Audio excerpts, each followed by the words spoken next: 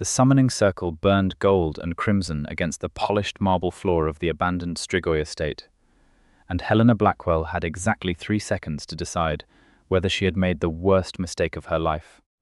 The ancient runes she had spent 4 months deciphering from a crumbling manuscript carved themselves into the air in ribbons of light. The temperature in the massive underground chamber dropped 30 degrees in an instant. Behind her, the heavy iron doors she had sealed shut began to rattle and shake as something on the other side screamed her name, something that had been following her across the city for the past hour, something that desperately did not want this ritual completed. Helena pressed both palms flat against the outer boundary of the circle, closed her eyes, and spoke the final phrase in Old Dacian, a language dead to every living tongue except hers. Because she had taught herself from the only remaining text in existence, the chamber exploded into darkness. Then, from the absolute center of the summoning circle, came a sound like a thunderclap delivered in reverse, as if the world had inhaled rather than exhaled, and a presence filled the room that was so overwhelmingly ancient and powerful that Helena felt her knees buckle despite herself. She had healed vampire bite victims.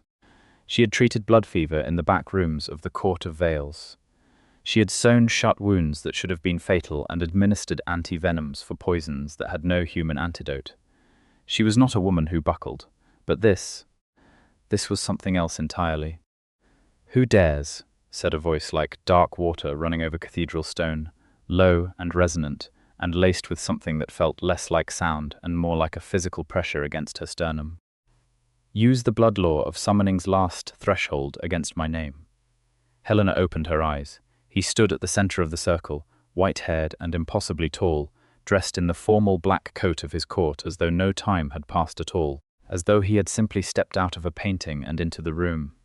His skin was the pale of new ivory, his eyes an unsettling deep crimson that had gone very still the moment they found her face. He looked exactly as every portrait in the estate depicted him, every sculpture, every illuminated illustration in the blood chronicles she had spent months studying. He looked like a lord who had never once in his 4 centuries of existence been surprised. He was surprised now.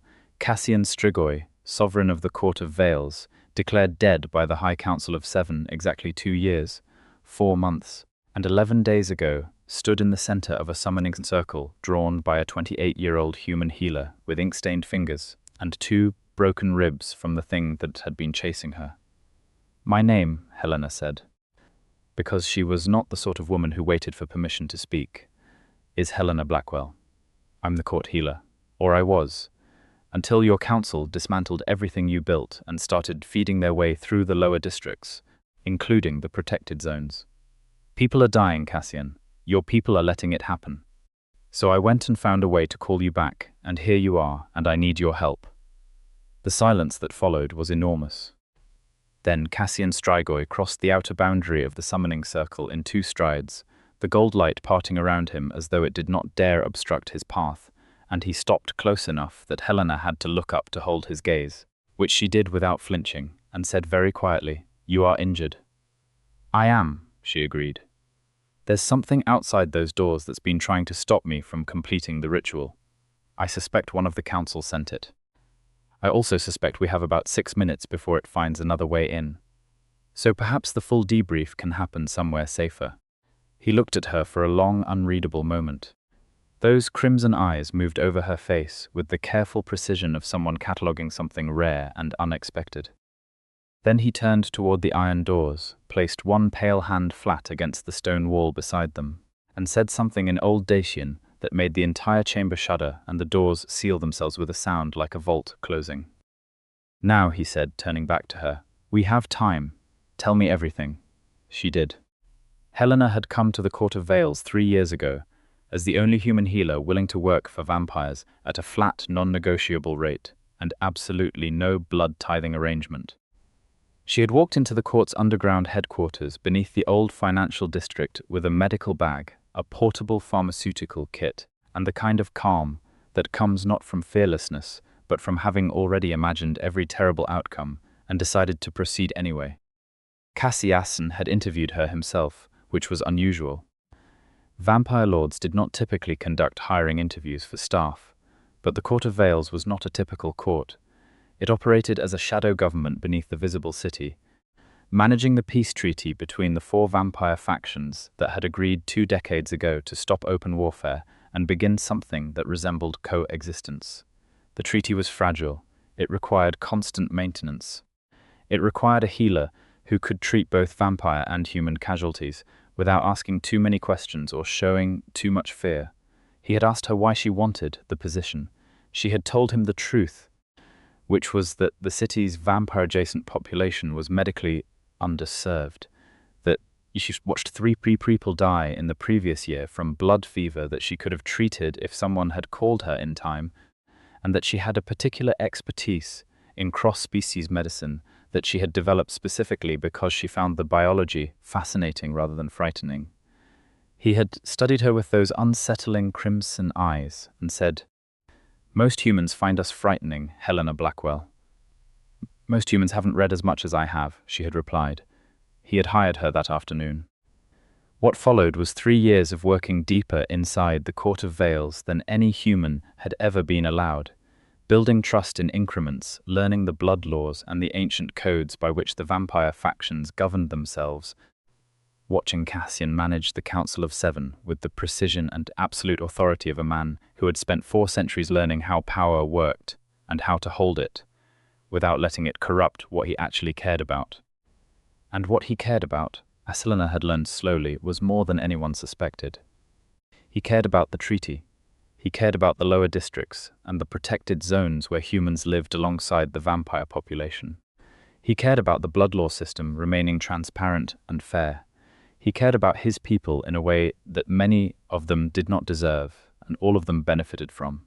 And then 14 months into her tenure, something extraordinary and very inconvenient began to happen, which was that Helena had begun to care about him in return, and not in the clinical way she cared about all her patients. She had been careful about it. She was, above all things, practical. He was immortal, and she was human. He was the sovereign lord of an ancient vampire court, and she was a human healer on staff. And vampire blood law had very specific and very serious protocol as around what it called forbidden binding, which was the term for any romantic or emotional entanglement between a court member and a non-court human that had not been formally sanctioned by the Council of Seven. Violation of forbidden binding carried consequences she did not want to think about. So she had been careful. She had kept it professional and warm, which was the precise combination she could sustain without revealing what was underneath it. What she had not anticipated was that he might not be as careful. She noticed it in small things first, the way he made time to speak with her after difficult cases, not checking in with the efficiency of management, but lingering with the body language of someone who simply did not want the conversation to end. The way he had quietly and without announcement added her name to the list of individuals under court protection, which meant that any vampire who harmed her faced not a fine or a censure, but the Sovereign Lord's personal response. The way, one very late night when she had been working 18 hours straight on a blood fever cluster and had finally sat down in the corridor outside the infirmary with her back against the wall and her eyes closed. She had heard his footsteps stop beside her and felt the warmth of something being draped over her shoulders, and had opened her eyes to find his formal coat settled around her and Cassian himself sitting on the floor of the corridor beside her, which was, she suspected, something a sovereign lord of 4 centuries had never done in his life. "You don't have to stay," she had told him. "I'm aware," he had said. He had stayed until morning. And then, 2 years and 4 months ago, everything had shattered. He had gone to a negotiation with the Eastern faction alone, which was against every protocol, against every advisement she and every member of his inner council had given him. He had gone because the Eastern faction leader had made a credible threat against the lower district protected zones, and because he believed he could negotiate the threat away personally, and because he was Cassian Strigoi and 400 years of survival had given him perhaps a slight overconfidence in his own invulnerability, he had not returned. 36 hours later, the Council of Seven had declared him dead. The declaration had come with suspicious speed. Helena had thought even then, with the particular efficiency of people who had been waiting for an opportunity. The Eastern faction had sent a formal statement expressing sorrow and denying all responsibility. The body, they said, had not been recovered because there was no body to recover. He had simply ceased. Helena had not believed it. She could not have explained then exactly why she did not believe it. She had no evidence. She had only the bone-deep, healer's instinct that told her something was wrong with the shape of the story, and the other thing underneath it, the thing she had been careful about, which now had nowhere to go and nothing to do except turn itself into a question she could not let go of. Where are you? The Council of Seven had reorganized immediately. They had divided his authority among themselves, which they framed as temporary emergency governance, and which Helena recognized from her reading of vampire political history as a very old maneuver called silent succession, illegal under the blood laws in the previous 3 centuries, and apparently revived for the occasion. They had stripped the protected zone designations from 6 of the lower districts. They had removed several of the treaty's most protective clauses through administrative revision, claiming emergency powers. And people had started getting hurt. Helena had stayed. She had stayed because leaving meant abandoning her patients, and because she believed, growing more certain with each passing month, that Cassian was not dead, that the Council of Seven knew he was not dead, and that whatever they had done to him, they needed him to stay wherever he was indefinitely. She had spent 4 months finding the blood law of summoning's last threshold in an archive that officially did not exist, in a sub-basement of the court library that she accessed by bribing the archivist, with an extremely good prescription for his chronic joint inflammation. She had spent another 2 months deciphering it. She had spent the last 2 weeks planning, and then executing the summoning, choosing the Strigoi estate, because the estate's own stone and history were part of the ritual's requirements, and arriving 3 minutes ahead of the thing that had been sent to stop her. She told him all of this in the sealed chamber, sitting on the floor because her ribs ached badly enough that standing required more concentration than she wanted to spare, while he remained standing with his arms crossed and those crimson eyes moving between her face and the doors with the focused alertness of a man running several calculations simultaneously. When she finished, he was quiet for a moment. Then he said, "You spent 6 months finding and performing an ancient summoning ritual, alone, in order to bring me back. Yes, because you believed I was not dead. Yes, and because the council was dismantling the treaty. Yes," she said. Both things were reasons. He looked at her very carefully, with the expression she had learned over 3 years meant he was deciding how precisely honest to be. "Where was I?" he asked instead, which was not what she had expected. "I was hoping you could tell me," she said between. He said the word as though it tasted strange. "There is a place, very old, that the Eastern faction has known about for longer than the Council of Seven has existed. A suspension between states of being. Not death, not life, a cage of a very particular kind." He paused. "They used the Eastern faction as the instrument and kept their own hands clean." "Of course they did." "How long did it feel?" Helena asked, because she was a healer and the question was not idle. He met her eyes, and something shifted in his expression, something that she recognized, carefully and with her whole heart, as the specific vulnerability of a very powerful person admitting to having been frightened. "Long," he said. She stood up, which cost her more than she showed, and moved toward him, stopping at a professional distance, and said, "Your council orchestrated your disappearance, stripped the protected zones, and has been feeding their political ambitions on the assumption that you would never come back. You are back. What do you need to do first?" "First," he said, his voice returning to the register of absolute authority she associated with watching him manage the court. "I need to understand the current state of the treaty and the council. Second, I need to deal with whatever is outside those doors. Third," and here he paused, and the authority shifted into something quieter, "I need to understand what I owe you, Helena, for what you did tonight." "You don't owe me anything," she said immediately. "That is not how blood law works," he said. "I didn't do it for blood law," she said. Another long silence. The iron doors creaked. The thing outside had found a new angle of attack. Cassian turned toward the doors with a controlled, lethal focus that made the air around him change in quality, become heavier, become the atmosphere of a predator ready to move. "Stay behind me," he said. I'm a healer, not a soldier, she said. I wasn't planning to stand in front. Behind me, Helena. Close. She moved to his back without argument, because she had the intelligence to recognize the difference between unnecessary compliance and tactical common sense, and because, if she was honest with herself, there was a part of her that had missed the precise quality of being in his orbit, the sense of a protection that was not condescension but rather the very serious, very focused attention of someone who considered her safety a matter of profound personal importance. He unsealed the doors. What came through was not what she had expected. She had imagined a creature, something sent by the council, something monstrous and foreign. What came through instead was a vampire, young by their standards, perhaps only 60 years old, dressed in the formal livery of the Court of Veils with a council emblem on his collar, and he stopped dead in the entrance when he saw Cassian, and the expression that crossed his face was not aggression but pure, absolute shock. Lord Strigoi, the young vampire breathed. Devorian, Cassian said, recognizing him, which meant this was someone he knew. You were sent to prevent the summoning. I was sent to retrieve the healer, Devorian said, and Helena noticed with clinical interest that his eyes kept moving to Cassian's face with the expression of someone experiencing a significant cognitive reorientation of reality. The council said, if she completed the ritual, there would be consequences. There will be consequences, Cassian agreed pleasantly.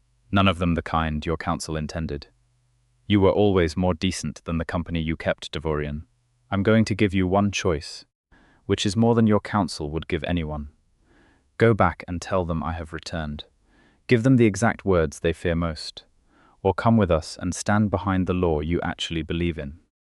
The young vampire looked at him for a long moment. Then he looked at Helena, who kept her expression neutral and unhelpful, because this was not her choice to make or her pressure to apply. I'll come with you, Devorian said. They moved through the estate and out into the city, through a route that Cassian chose without hesitation, navigating the underground passages with the certainty of a man returning to terrain he had mapped in his own memory. The city at 3 in the morning had the peculiar quality of a world between the human population asleep, the vampire population active, but still constrained by the treaty's nighttime protocols.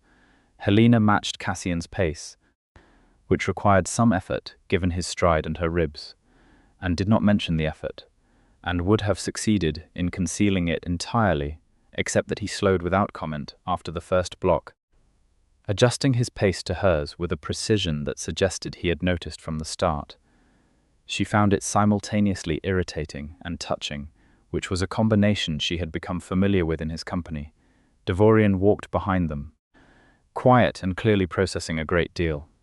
Helena filed him under provisional asset and kept her attention on the immediate environment, cataloguing possible threats out of the professional habit she had developed over 3 years of moving through spaces where being the only unprotected human was a relevant survival consideration. Tell me about each council member, Cassian said, low, while they moved, their current alliances. Who has consolidated the most authority? Valerix holds the chair, Helena said. He moved immediately into the leadership position after your declaration. He's built alliances with Soren and Draken on the council. The remaining 4 are either complicit or being managed through fear, Valerix, Cassian said, in a tone that carried a very specific and very old personal history. You know him well. I have known Valerix for 2 centuries. He has wanted my position for approximately 175 of those years. I made the mistake of believing his ambition was manageable. He paused. What about the treaty itself? Where does it stand legally? The legal framework is still technically intact, Helena said. They've been eroding it administratively rather than formally dissolving it, which suggests they want the appearance of compliance while dismantling the substance. The protected zone revocations were issued as temporary emergency measures, which under the blood laws can last up to 18 months before requiring formal council ratification. Cassian turned to look at her briefly, with an expression she could not quite read. You have learned the blood laws. I've had a lot of time to study, she said. And motivation. The council will claim my return is invalid, he said, returning his attention to the path ahead. They will argue the summoning itself constitutes a breach. that I cannot legally resume authority because the declaration of death was formally processed. I anticipated that, Helena said. The blood law of summoning's last threshold specifically includes a provision.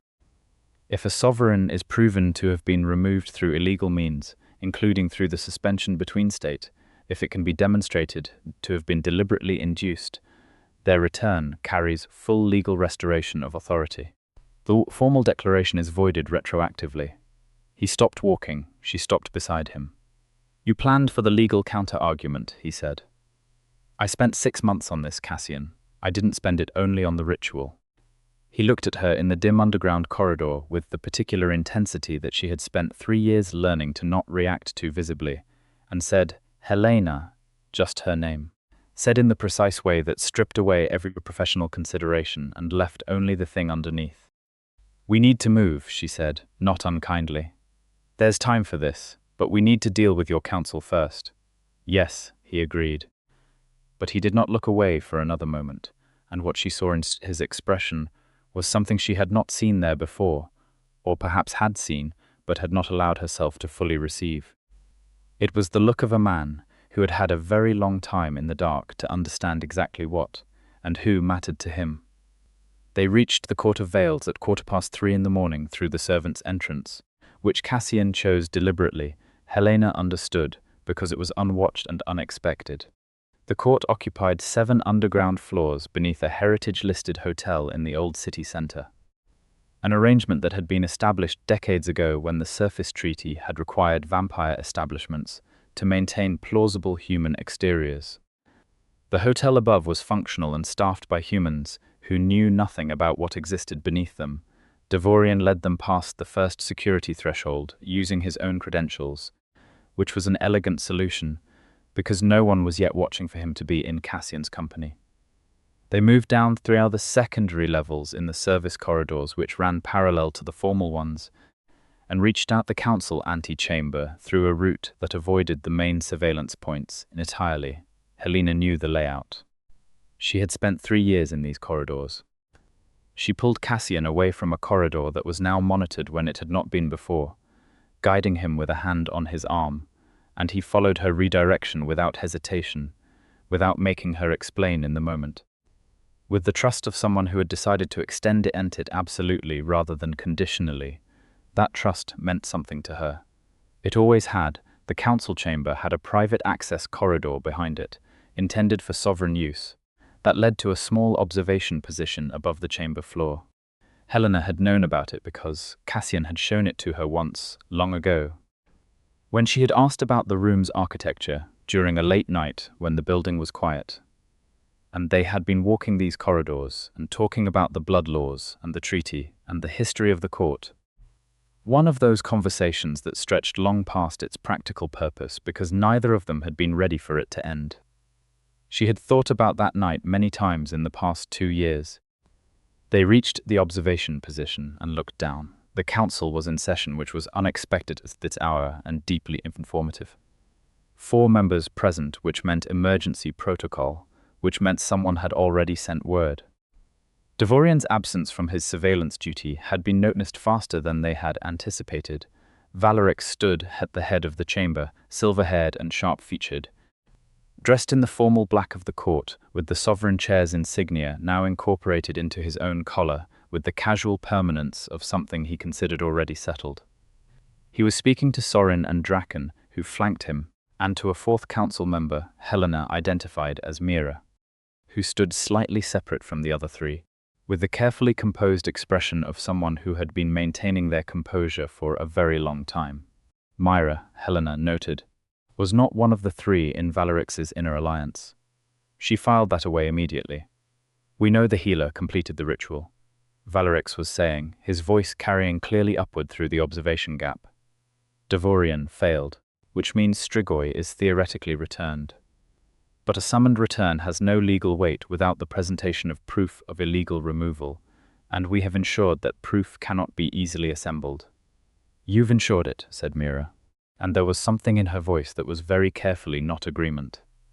The Eastern faction holds the only evidence of the suspension protocol, Sorin said, and the Eastern faction has no motivation to hand it over. Helena felt Cassian go very still beside her, with the particular quality of stillness that was not passivity but absolute, concentrated preparation. She put her hand on his arm lightly, not to restrain but to communicate. And he glanced at her with those crimson eyes, and she shook her head once, meaning not yet, and he accepted it with a slight inclination of his head. She reached into the inner pocket of her jacket and withdrew a folded document and held it up so he could see it. He looked at it. He looked at her. She had anticipated the evidence problem.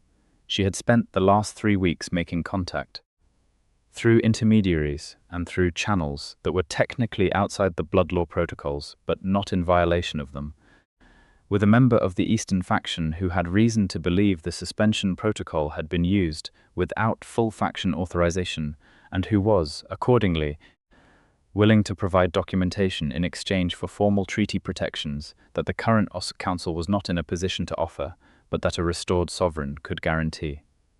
She had the documentation. She had the signed agreement. She had everything. Cassian looked at the document in her hand, and then at her face, and the expression he wore was one she did not have a name for yet, something that lived beyond admiration and beyond gratitude, and in a territory she was only beginning to map. "Ready?" she said very quietly. "With you," he said, "always." She felt that land in her chest and chose not to look at what it meant yet, because they were about to do something that required her full attention. And she was, above all things, practical. They descended. Cassian Strigoi walked into the council chamber of the Court of Vales at 3:47 in the morning, and the effect was immediate and absolute. Valeric stopped speaking mid-sentence. Soren made a sound that was not dignified. Draken stepped backward, which was a useful piece of information about where his personal confidence actually sat. Mira's composure remained intact, but her eyes went to Cassian with something that was unmistakably relief. Devorian came in behind them and stationed himself by the door with the body language of someone who had picked his side and was not uncertain about the choice. "Valerix," Cassian said, his voice filling the chamber with the natural authority of 4 centuries and no fear whatsoever. "You are sitting in my chair. You are legally dead," Valerix said, recovering faster than the others. He was, Helena thought, exactly the kind of dangerous that came from having planned for this moment for a very long time. The declaration was formally processed. Your return via human-initiated summoning carries no legal weight under the blood laws. Wrong, Helena said, stepping forward, and the fact that she was the one speaking in this space, a human addressing the Vampire Council with a legal correction, created a quality of silence that was almost textured. She laid the folded document on the chamber table. The Blood Law of Summoning's Last Threshold, Clause 14, Subcrap 9, which predates the current Council Charter by approximately 2 centuries, and therefore supersedes it. A sovereign removed via deliberate suspension between, a process that constitutes illegal removal under the ancient codes, retains full legal standing. Their return voids the formal declaration retroactively. I have documentation of the suspension protocol's deliberate application, signed and authenticated by a member of the Eastern faction, acting under the formal treaty protection of restored sovereign authority. Valerix looked at the document. He looked at Cassian. He looked at Helena with an expression that was not quite pure hatred, but was in that neighborhood. "The healer," he said softly, "has been a problem for some time." "The healer," Cassian said, his voice dropping to a register that made the temperature in the room feel lower by several degrees, "is under my personal protection. She has been for 3 years. If you are considering making her a problem you intend to address, I would strongly advise you to reconsider the scope of what that would cost you." "You have no authority here," Soren said, rallying. "Not yet. The legal restoration requires council ratification." "It requires a council vote," Helena corrected. "Of all 7 members, not a majority of the 3 of you who engineered his removal." "Mira," she said, turning to the 4th council member who had been silent, "you hold the deciding vote in any split. The blood laws require a full 7-member vote for the legal question of sovereign restoration to be valid." Mira met her eyes.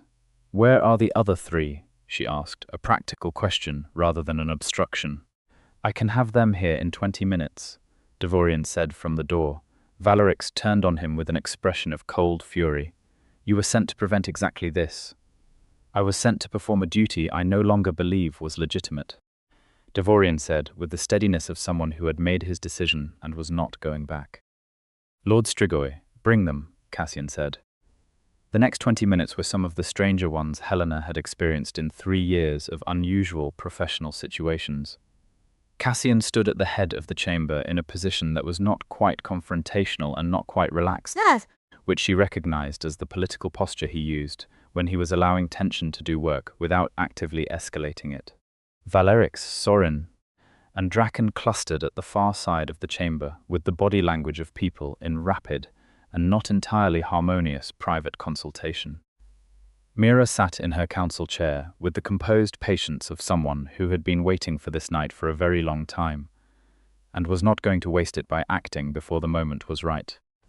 Helena used the 20 minutes to sit down at the edge of the chamber and breathe carefully because her ribs had moved past aching into something more specific, and she was a healer, which meant she could accurately self-diagnose, which meant she knew 2 of them were cracked, and 1 might be fractured, and she was managing it with the same calm practicality she brought to everything, except that the calm was getting slightly harder to maintain.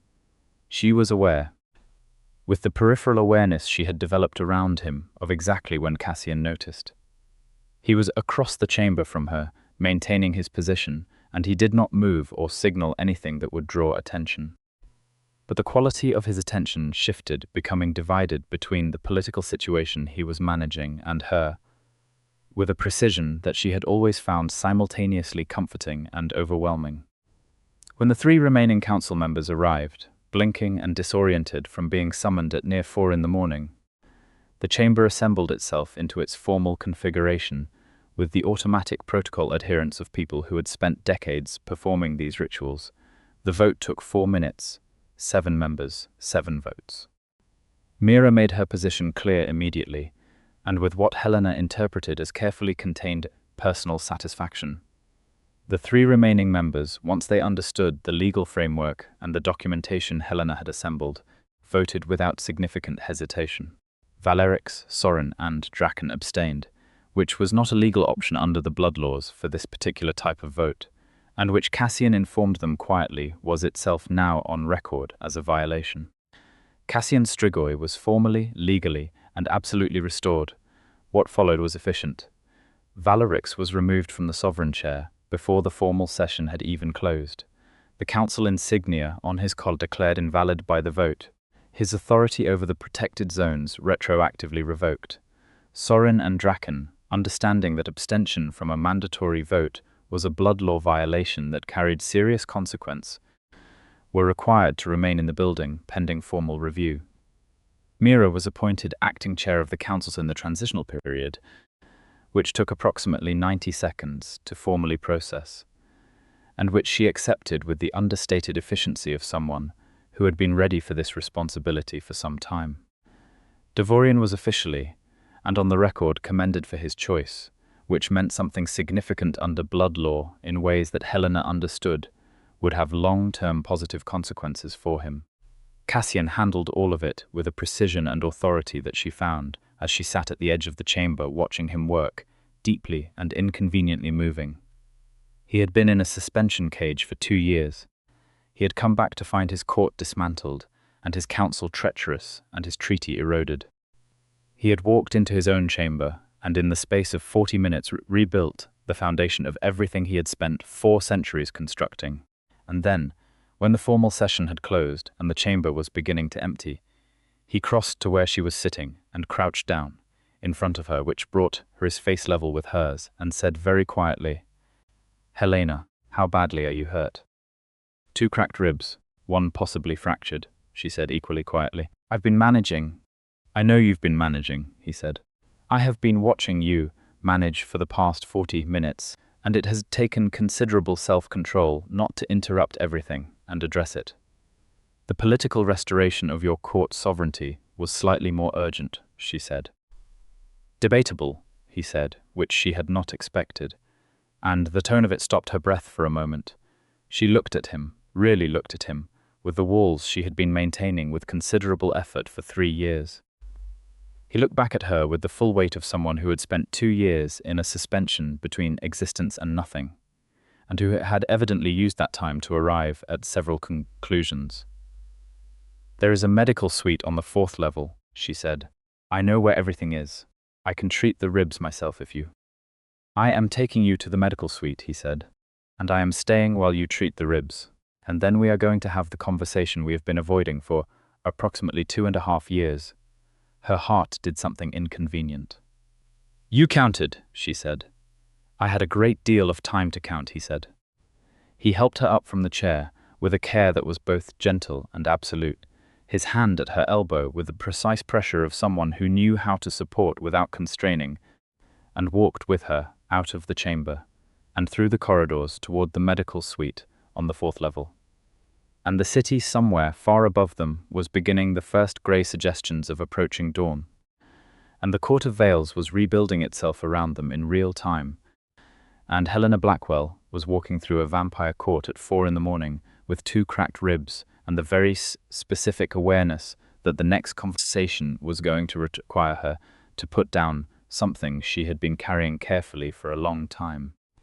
The medical suite was as she had left it, which was organized with the precise logic of her own system rather than the court's default filing, because she had reorganized it 18 months into her tenure, and no one had ever changed it back. She settled onto the examination table and reached for the diagnostic equipment with the automation of long practice. And Cassian stood beside the table and watched her work with the focused attention he gave to everything. "The council will attempt to challenge the restoration," she said, while she worked, because the part of her that defaulted to practicality needed to keep filling the air with useful content. Valeric specifically. "He has resources outside the court." "He does," Cassian agreed. "He has been building an external network for years. I was aware of it, which was part of why I went to the Eastern negotiation alone rather than bringing people who might have been turned." He paused. "I underestimated how far he had already gone." "He had the council chair within 36 hours of your disappearance," Helena said. "That kind of preparation doesn't happen spontaneously." "No, it doesn't." He was quiet for a moment. "How did you know I was alive?" She stopped what she was doing and looked at him. "I didn't know," she said honestly. I believed it. There's a difference. Why did you believe it?" This was the question she had been expecting, and she had prepared for it with the same thoroughness she brought to everything. Which was to say, she had thought through exactly what she intended to say, and had then decided to say the unedited version instead, because she was 28 years old and had spent 2 years living with the consequences of being careful, and this seemed like the moment to stop. "Because you are the most present person I have ever known," she said. "In the sense that when you are in a room, you are entirely in the room. Every conversation you have, you are fully in it. When you look at someone, you are actually looking at them. A person like that doesn't cease and leave nothing." It felt wrong. Like a story told by someone who knew the ending they wanted and hadn't bothered making sure the middle was convincing. He was looking at her with the full weight of his attention, which she was accustomed to and never quite immune to. "And the other reason," he said, "because he was 400 years old, and he had known her for 3 of them, and he heard the thing she had not said yet." "And the other reason," she said, "is that I was not prepared to believe it, which is not the same as denial. It was, specifically, that the world with you absent in it felt wrong in a way that made me want to look for the error rather than accept the conclusion." Cassian was quiet for a moment. Then he said, "I was in the between place for what felt like a very long time. There is nothing there. No sensation, no input, no time to, and yet there was something. The equivalent of, in that nothing, a direction. A thing I was oriented toward, even without sensory experience to anchor it. I did not know how to interpret it until I came back and saw your face." Helena's hands had gone still on the diagnostic equipment. She looked at him. This impossibly ancient and beautiful person who had walked back into existence through her summoning circle and was now standing in her medical suite, telling her that in the between place, the darkness and nothing, he had been oriented toward her. "That's," she said, and stopped and tried again. "The blood law on forbidden binding," she said. "We would need council sanction." "Mira holds the chair," he said. "She can convene a sanction session within 48 hours. "You've thought about this," she said. "I have thought about very little else for approximately 2 years," he said, with the complete honesty of someone who had had a long time alone with the truth. She set down the equipment. She looked at him standing beside the table, white-haired and crimson-eyed and wearing the absolute authority of his own nature without apology or performance. This person who had spent 400 years accumulating power and had used it consistently, stubbornly, and against his own ease to protect people who could not protect themselves, including her, including the humans in the lower districts, including everyone the treaty was meant to keep safe. "I am not going to stop being a healer," she said. "I would not ask you to. I am not going to become a political accessory to court functions. The thought had not occurred to me. You would be catastrophic at it." "I would be catastrophic at it," she agreed, and felt the smile happen despite herself. "Helena," he said, and he reached out and took her hand carefully with the same precise care he brought to everything involving her, holding it between his own in a grip that was gentle and very certain. "I am not asking you to become anything other than what you are. I am asking whether what you are and what I am can occupy the same space, formally, permanently, under whatever terms feel honest to you." She looked at their hands. She looked at his face. She thought about the past 2 years, the months of research, the archive, the archivist's joints, the old Dacian she had taught herself from a crumbling manuscript, the summoning circle, the 3 minutes ahead of the thing chasing her, the 2 cracked ribs, and the specific clarity with which she had made every decision along the way. "Yes," she said. He exhaled, which was a very specific and very human adjacent sound from a person who did not need to breathe, and therefore exhaled only when something had released inside him that needed the physical expression of release. He lifted her hand and pressed his lips to it, a formal and ancient gesture that the blood laws called the first acknowledgement, the beginning of a formal court bond, a gesture that had not been performed in this court for more than a century, and which she recognized from her reading. "You know what that means," she said. "I have known what it would mean," he said, "for considerably longer than I acted on it." She reached up with her free hand and touched his face because she wanted to, and because she had been not allowing herself to want to for a very long time, and he turned into it slightly, a motion so small and unguarded that it told her everything about what lived beneath the 4 centuries of absolute composure. "We still have a council to rebuild," she said, "and a treaty to restore, and probably Valerix to deal with before he does something with his external network." "Tomorrow," he said. "It is already tomorrow. It's nearly 5 in the morning. Then the following day. Tonight you need the ribs treated and rest, and I need to remember what it is to be in a room with walls and purpose and you." He said the last word with such specific simplicity that she felt it in the center of her chest. "You are not as intimidating as you think," she said softly. "I am precisely as intimidating as I intend to be," he said. "With you I intend to be not at all."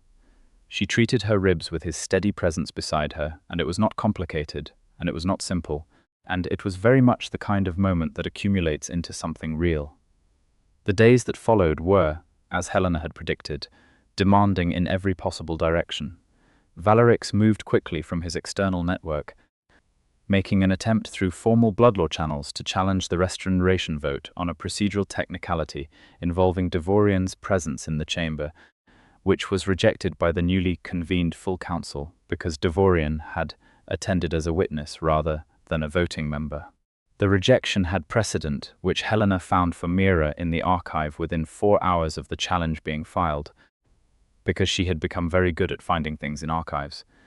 Valerix then made the second mistake of attempting a direct action against the estate on the 3rd night, arriving with enough his external network to constitute what the blood laws called a sovereignty challenge, which was an ancient and rarely invoked mechanism that could theoretically unseat a restored sovereign through a formal combat rite. He arrived to find the estate sealed, the court's security fully reinstated, and Cassian standing at the entrance in the formal black of his office with an expression of such absolute and chilling patience that Valerix's network lost approximately a third of its confidence before anyone said a word. "This is your final act of treason," Cassian said, addressing Valerix specifically, in the carrying voice of someone who had managed courts for 4 centuries and understood that the audience for what you said in these moments extended beyond the room. You have challenged the sovereignty through illegal removal. You have challenged the blood law through administrative corruption. You have now challenged the formal right by arriving at this estate in the hours of the night with assembled force. The blood laws are specific about the consequence for a third treasonous act by the same party. You know what they are. So does everyone who came with you. The external network dispersed over the next 6 minutes. People making individual calculations about the cost of loyalty to a man who had now triggered the blood law's third violation consequence, which was permanent exile from the court and all its territories, had a reliable tendency to make those calculations quickly. Valerix was formally exiled before dawn. Sorin and Draken, who had cooperated with the formal review process in a way that suggested they had assessed their own survival odds with clear eyes, received censure and significant reduction in their council standing, which was not comfortable but was survivable, and which Cassian issued with the specific calibration of someone who understood the difference between punishment that served justice and punishment that served ego. The protected zones were reinstated within the first week. The treaty clauses that had been administratively eroded were formally restored at a full council session at which Helena sat at the table at Cassian's left hand, not as a council member but as what she was, the court healer, the person who had the most complete operational understanding of what the treaty meant on the ground, in the lower districts, for the people it was supposed to protect. Several council members were not entirely comfortable with a human at the table. Several of them were going to need to become comfortable with a great many things. The formal sanctioning of the bond between Helena de Blackwell and Cassian Strigoi, under the blood law's provisions for acknowledged court partnership, took place on the 14th day after his return, in the council chamber, with all 7 council members present, and Mira presiding with an expression of composed satisfaction. The ceremony was ancient and brief and required specific vows in Old Dacian, which Helena delivered without hesitation and with excellent pronunciation, because she had spent 6 months teaching herself the language from a crumbling manuscript. Cassian, hearing her recite the vows in the language he had spoken for centuries, looked at her with an expression that made Mira lose the thread of the formal language for a full 3 seconds. Afterward, in the corridor outside the chamber, with the formal session concluded and the political weight of the day beginning to settle into something that felt like solid ground, Helena leaned against the stone wall and took a deliberate breath that was no longer impeded by cracked ribs, which had healed in the manner she had prescribed with the systematic satisfaction of a job well done. Cassian stood facing her. The court moved around them in the ordinary business of restoration, voices and footsteps and the distant organization of a system being rebuilt, and he was looking at her in the way he had been looking at her since he came back through her summoning circle, as though she was the specific point in the room toward which he was always oriented. "I have a question," she said. "Ask, what would you have done if I hadn't summoned you back? If I had believed the declaration and stayed in the court under Valeric's rule, or if I had left entirely? What would have happened in the between place?" He considered this for a moment with the seriousness it deserved. "I don't know," he said. "The between place has no defined end state. A suspension can theoretically continue indefinitely. What I know is that in the nothing of it, the orientation I mentioned existed consistently and without degradation over what felt like a very long time." He paused. "I believe it would have continued, and eventually the court would have been beyond saving, and the treaty would have been dissolved, and everything I spent 4 centuries building would have been dismantled."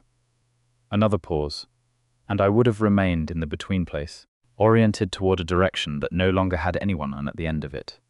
Helena absorbed this. "That is both very moving and quite morbid," she said. "I have lived 400 years. I have a complex relationship with mortality. You are not mortal. No, but you are." There it was, the practical thing she had known lived underneath all of this. The thing that the blood law's acknowledged court partnership sanctioned but did not resolve. Because sanctioning the bond was one thing, and the actual biological reality was another. She was 28, she was human, he was 400, and would be 450 and 500 and further, and she would not. There are options, she said, because she had researched this with the same thoroughness she brought to everything, and she was not going to pretend she had not. Under blood law, an acknowledged partner may request the turning right after a minimum of 1 year of formal partnership if both parties consent and the medical assessment indicates compatibility. I have read the medical literature. I have also read the blood law provisions. It is not a simple thing, and it is not without risk, but it is possible. He looked at her. Have you, he said slowly, already researched the medical literature on turning? I researched it 6 months ago while I was also researching the summoning ritual, she said. I thought it was relevant to be informed about all the possible futures before I committed to pursuing any of them. Helena Blackwell, he said, with a quality of feeling in his voice that she had not heard from him before. You are the most thoroughly prepared person I have ever known in 400 years, and I have known several hundred people. I am a scientist, she said. I do not make decisions without data. And the data supports, he said carefully, that you would consider the turning. The data supports, she said, meeting his eyes, that I want the full version of this, whatever that looks like for both of us. The turning is one possibility. There are others, less permanent, less certain, more complicated. I am not making any decisions about it in the 14th day of your return when we are still restoring the court, and neither of us has slept a full night since you came back. She looked at him squarely. But I am telling you that the possibility exists, and that I am not afraid of it, because I think you needed to know that. He reached out and touched her face, the same gesture she had given him in the medical suite, returned now with his palm curved against her cheek, with the certainty of someone who had made peace with wanting something and was no longer afraid of how much. 1 year, he said. The blood law requires 1 year of formal partnership before the request can be made.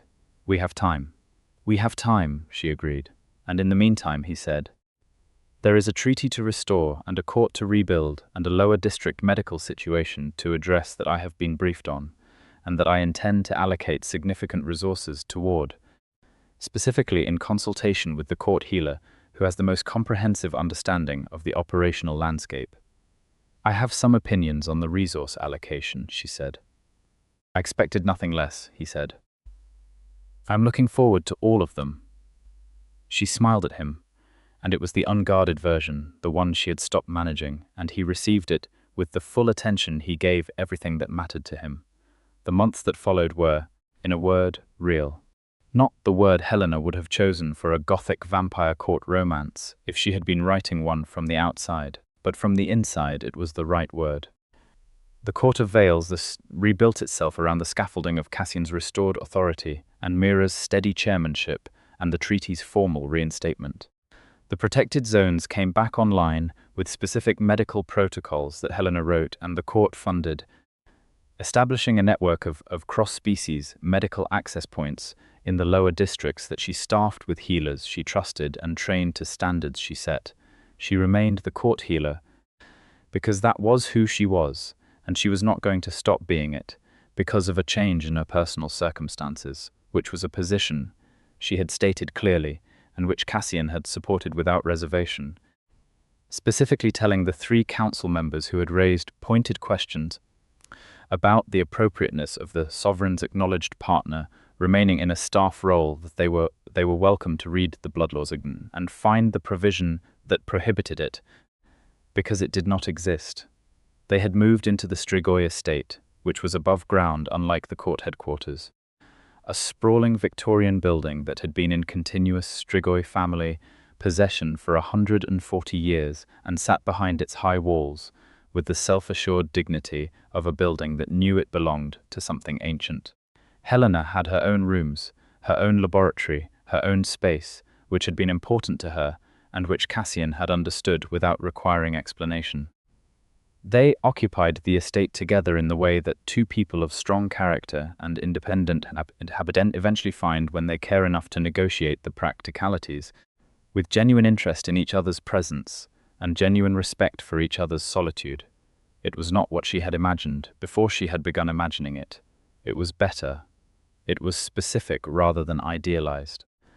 It had the texture of actual life, which included disagreements about the restoration pace of certain treaty provisions, a memorable argument about whether the court's security protocols needed to be expanded in ways that she felt were disproportionate and he felt were the minimum required given recent events, and a subsequent conversation about that disagreement that lasted 4 hours and ended with both of them conceding points and revising the protocol to something that satisfied neither of them entirely and both of them sufficiently, which was, she had read somewhere the definition of a good negotiation. It also had evenings in the estate library where she read and he worked, and they spoke without needing to speak constantly. The particular comfort of two people who had learned that the other's silence was not withdrawal but presence. It had the specific quality of his attention when she spoke about her work, the way he asked questions not to be polite, but because he was genuinely interested in the answer. It had his ability to make the world feel safer, not through isolation or restriction, but through the simple fact of his knowledge and power being consistently aligned with her well-being. It had also, the night she had come back from a particularly difficult case in the lower district, a blood fever cluster that had taken 3 days to contain and cost her 2 nights of sleep, and found him waiting at the estate door, not because she had told him when to expect her, but because he had been informed by the network of information that a sovereign lord naturally accumulated and had simply determined that she should not walk from the car to the door without him there. She had looked at him standing at the door in the November dark and said, "You were worried." "I was not worried," he said with the specific precision of someone being technical. "I was informed and responding to information." "That is what worried looks like when it has too much pride to use the word," she said. "Come inside," he said. "I had the kitchen staff prepare something. You have not eaten a full meal in 3 days. You tracked my meal consumption." The staff was concerned. They mentioned it. I acted on the information. She came inside. She ate the meal. He sat across the table from her in the way that meant he intended to be there until she had eaten enough to satisfy his assessment of enough, which was endearing in a way she chose not to describe to him in those exact terms, because some things were better received when expressed differently. "Thank you," she said instead. "You are welcome," he said, always.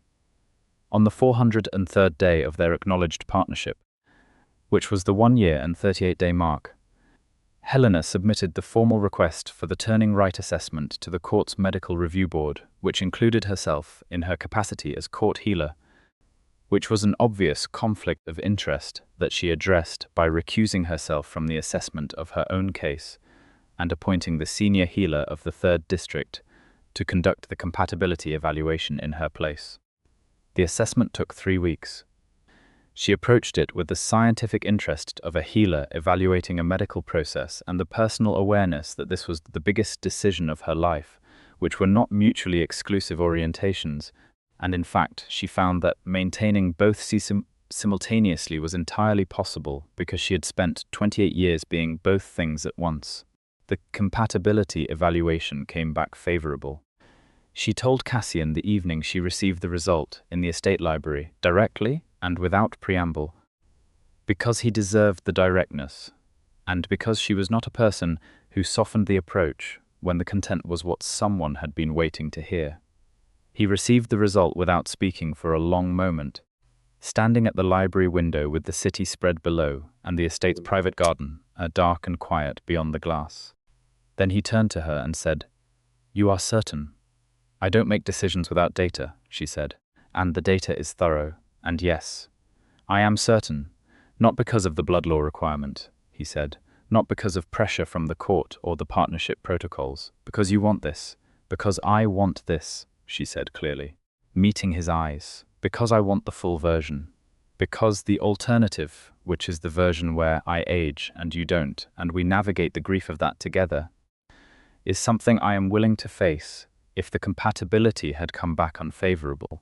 But it did not come unfavorable, and I would rather have the version where we have the same horizon, because 400 years from now, I want to be someone who chose fully rather than someone who hesitated at the last door." He crossed the library in 3 steps and took her face in both his hands, looking at her with the full weight of 400 years and 2 of them specifically with her in it, and said, "I love you. This is not a blood law declaration. It is a precise statement of fact that I have been aware of for longer than I have been willing to say, and I'm saying now because it seemed like the moment required honesty at its most complete. I love you, she said, which was also a precise statement of fact, which she had been aware of for longer than she had been willing to say, and which she said without any of the careful management she had maintained for years, because she was done being careful with this, and because 400 years from now seemed like enough time to mean it fully. The turning rite was performed 6 weeks later, on a winter night in the estate's lower chamber, with the court's senior ritualist presiding and Mira present as the council's formal witness, with Devorian standing by the door with the steady presence of someone who had become, over the past 14 months, something that the estate had simply come to consider a permanent fixture. It was not without risk. She had known it was not without risk. The 3 days that followed were difficult in the specific way that a profound biological change is difficult, navigated with Cassian beside her through every hour of it in a way that required him to set aside all other responsibilities, which he did without once suggesting it was a sacrifice rather than an absolute priority, and which Helena noticed and kept, folded inside the accumulating record of who he actually was. On the 4th morning, she opened eyes that were now a deep and settled amber rather than brown, and the world had a quality she did not yet have words for, an expansion of sense and perception that felt like moving from a room into an open field, and Cassian was beside her, and his expression, when their eyes met, was the one she had no name for, the one that lived beyond admiration and beyond gratitude, the one she now understood she had seen the beginnings of on the night he came back through her summoning circle. She understood it now because she was wearing it too. "Hello," he said. "Hello," she said. The sensory adjustment is significant. I had read about it, but the lived experience is notably more comprehensive. "It will calibrate," he said. "Give it a week. I have things to do.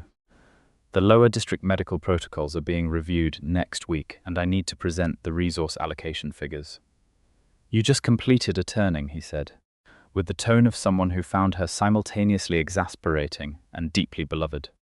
"Which means I will now have a great deal more time to work on the lower district medical protocols," she said, and looked at him, and smiled with the unguarded version, and watched him receive it as he always did, with the full and absolute attention of someone for whom this specific thing would never become ordinary. He was, she thought, magnificent, regal and ancient, and thoroughly capable of managing an entire vampire court, and also a person who had sat on the floor of a corridor beside her at the end of an 18-hour shift and stayed until morning, and who tracked her meal consumption through concerned kitchen staff, and who had spent 2 years in a place of nothing oriented toward her, like a compass finding north. The Court of Veils rebuilt itself into something better than it had been, which was the kind of outcome that required the specific combination of good people in the right places, working with genuine commitment to the right principles, which was not guaranteed and not simple, and was, nevertheless, what happened. The treaty stabilized, the protected zones expanded. The medical network in the lower districts became a model that the other faction territories eventually began replicating. Not because anyone told them to, but because the results were demonstrably good and demonstrably convincing. Mira remained chair of the council, with the quiet effectiveness of someone who had always been capable of it, and had simply been waiting for the conditions to become possible. Devorian rose through the court's ranks in the years that followed with the steadiness of someone whose moral calibration had been tested at a specific moment and had not failed. Valerix, in exile, remained in exile, which the blood laws required, and which was, Helena thought, the correct resolution. Not dramatic, not satisfying in the narrative way of stories where villains receive spectacular ends. Simply removed from the situation, unable to touch what he had tried to destroy, watching from a distance as the thing he had tried to take apart rebuilt itself into something more durable than what it had been before. And Helena Blackwell, former human healer, now carrying the court bond and the amber eyes of her own chosen transformation, worked in the medical suite on the estate's 4th level, and in the lower district clinics and in the court's policy sessions with the same relentless, brilliant capability she had always had, plus several additional centuries in which to apply it. She was still, above all things, practical, She was still the kind of person who researched every possibility before committing to a direction.